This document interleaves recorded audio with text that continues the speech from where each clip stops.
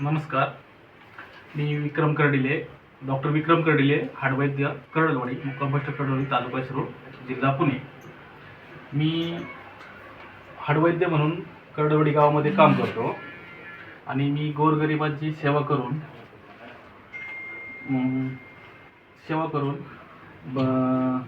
त्यांच्या हाडाची कामं असतो, मणक्याची कामं असो, ते काम करून सेवेमार्फत काम करतो. तसेच माझे मधुताराचे अध्यक्ष नितीनजी शिंदे आणि पुणे जिल्हा प्रमुख गांगडे साहेब, अनिल गांगडे साहेब यांचं पण आम्हाला खूप सहकार्य असतं.